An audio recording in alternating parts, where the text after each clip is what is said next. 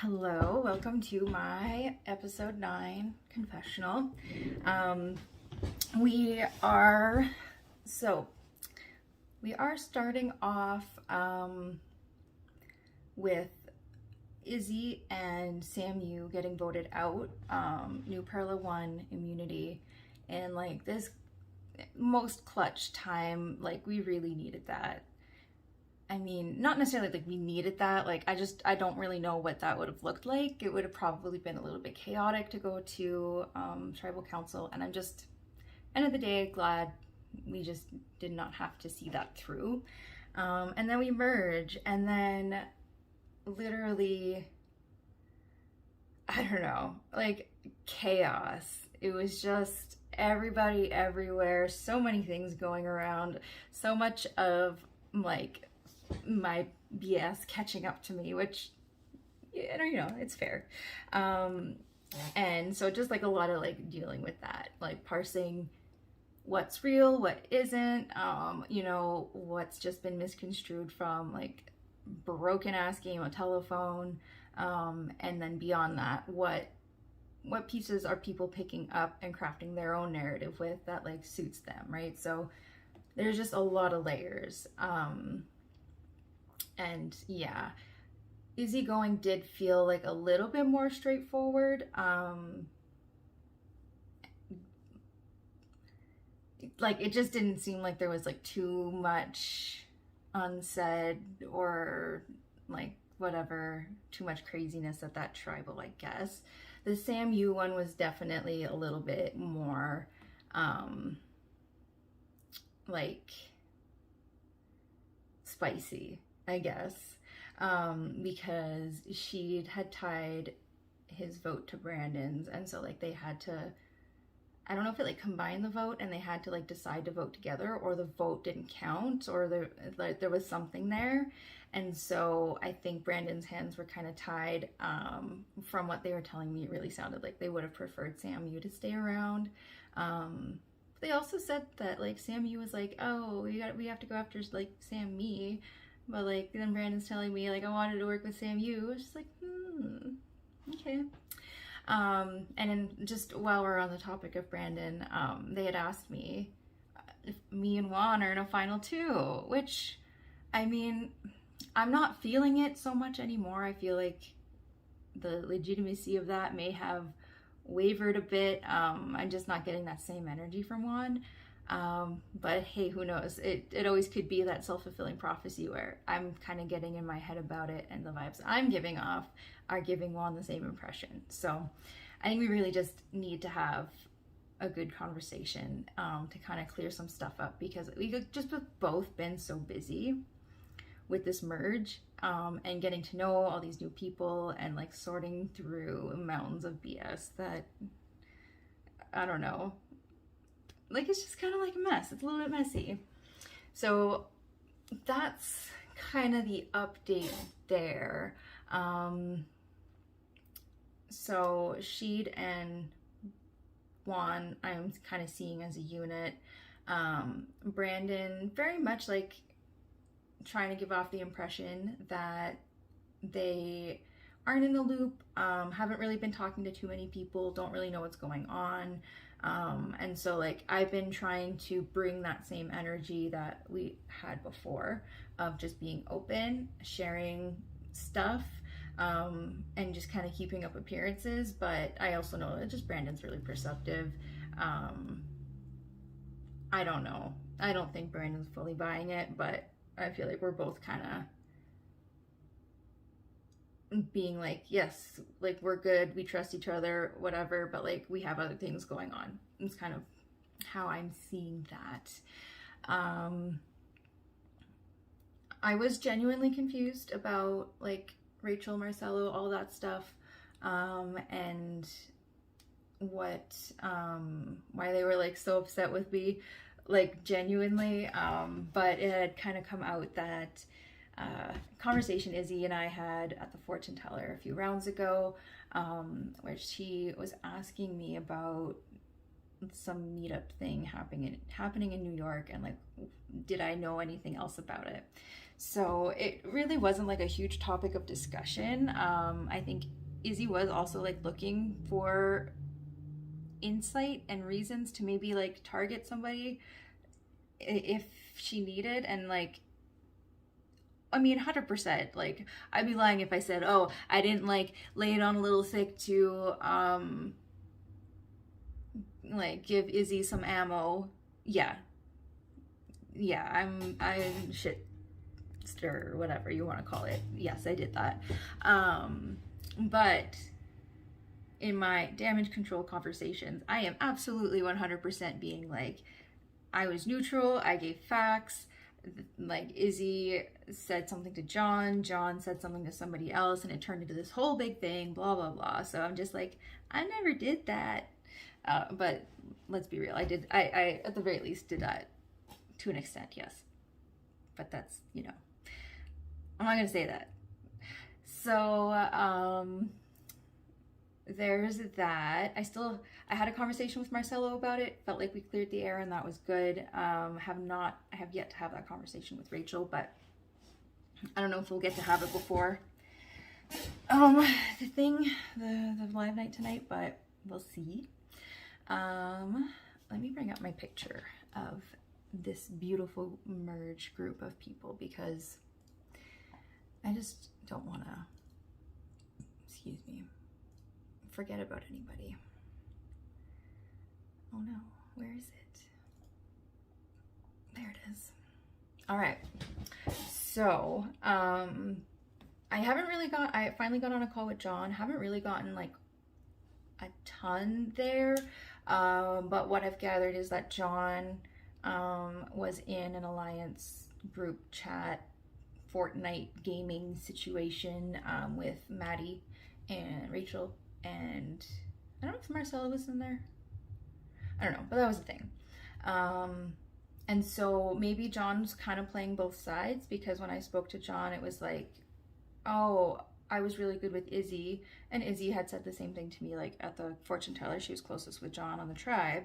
But I don't know that Izzy really realized that John was also like in with the other people. So maybe John's still trying to maintain that middle position. Who knows? Juan, I think I mentioned, yeah, Juan and Sheed are kind of getting paired together. Juan and I, it's kind of been a talk of us being like super tight, but like, it's just funny that it's not like Juan and Brandon, seeing as like how they've been on a tribe together this entire time. But there's that. And I think it's because of Brandon's connection to Rachel and having that in with Zafiro, like through that way, that Brandon's just like not catching any of the heat for it, because Brandon is able to also help guide the narrative into like whichever direction is like good for them. Talked with Maddie over text. We were like, it was a lot of come on brain, just like a lot of not a lot of like actual like in-depth conversation, but just like surface level, like, hey, finally, like so happy to get to talk to you. We do know each other a bit like outside of this game, and so and work together in like one other game. Now I'm never gonna just take that at face value and assume that because we did that in another game we can do that here. But you know, the buildup of having to wait and not getting swapped together and having to wait till this point to talk, like I think we were just both genuinely excited. And so Maddie had said, like, do you think like our relationship is still on the DL under wraps, and like we can like do this, like we could do this kind of thing, or like is like cat out of the bag and like maybe that's just not in the cards for us. Anyways, that wasn't even on purpose. But that being said, get on call with Maddie, very much trying to bring that energy into the call, where I'm trying to be open, trying to give information, kind of like let Maddie know where my loyalties lie. It's like we came to this conclusion that currently, as things stand right now, we are on two completely different islands, bunkers almost, whatever you want to call it. You know, we don't really have any overlapping allies, so like people that I'm working with are probably going for the people that Maddie's working with. But at the end of the day, you know, we can try to direct the target at least away from each other. And then, you know, a couple of rounds in, if we're both here, we can kind of like reassess what that looks like. I felt good about the call. I really did. And then, like, I don't know, like not even 10 minutes later, like pretty much everything we talked about was already spilled to like all of OG Zafiro. And so now I'm having conversations about like, oh, is there like a big alliance thing happening? And I'm having to do damage control about that. So like, all right, careful what the fuck you tell Maddie, because there's like a fucking leaky faucet there. Yeah.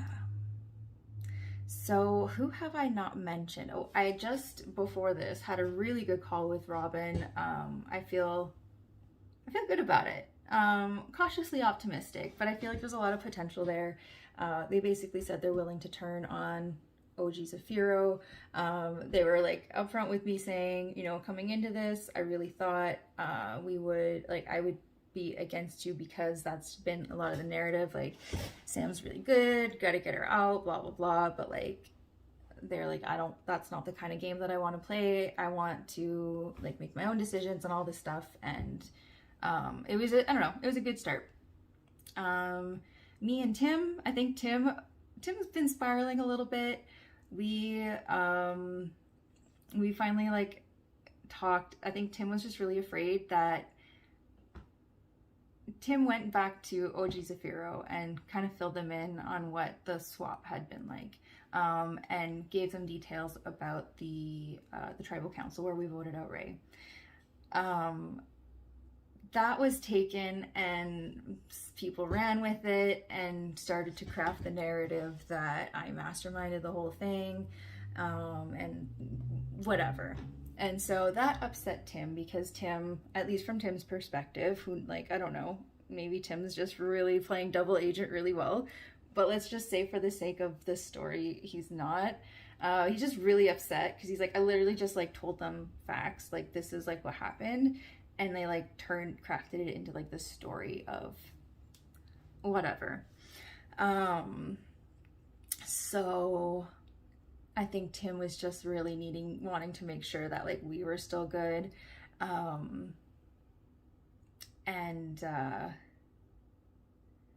that like whatever drama would like stem from that, like wasn't putting him in a bad spot. So we had a quick call before he left for work, and I feel like cleared the air. I said like, Tim, don't even worry about it. This kind of like stuff has like literally just been happening since like we merged, so like it's fine. And then last but not least, we have my people, which are Julia, Mona Lisa, and Thomas. I guess I didn't really talk about Marcelo, but Marcelo's just really good at the one-on-one, like regardless of, I think maybe what I thought I would have had with Maddie. I think Marcelo's trying to play that angle. So like Marcelo, like I still have my people and I have my thing, and you have your people and you have your thing. But like, if me and you have any issues, let's just talk about it. Let's get it out in the open. Let's deal with it and let's move forward. And like, I have nothing but like love and respect for you. I don't want to come for you. And like, he's just really good at making you feel good about that, like that, regardless of like the circumstances around it. So I don't know, time will tell. I'm not saying I'm dismissing all of it, and I'm not saying that I'm like, yes, on board believing it, but I think it was a positive conversation overall. I'm not fully letting my guard down by any means, but that's the Marcelo update. Now the update of, you know, this group of four, this voting block type of situation that came together on New Perla to vote out Ray. I think we didn't all necessarily have expectations of how that was going to go moving into the merge, But I think that was a good thing, because without those expectations and the pressure of like needing to make it work, we all felt free to go back to our OG people, feel that out, see what's going on. And I think we all had a really similar experience of like, yeah, no, I'm good. Because it just wasn't it.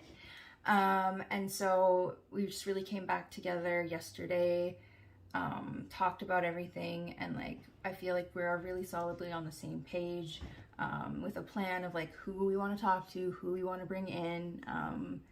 It's nothing's like super locked in yet, especially with just the nature of this competition coming up, where several people will be immune. It's just really hard to plan for. But I feel really good to at least have some like good solid allies in my corner that like, you know, are willing to go to bat for me, is like the impression that I get, are already trying to divert off my name. And like, I just feel really good about it. And I'm happy to move forward with that.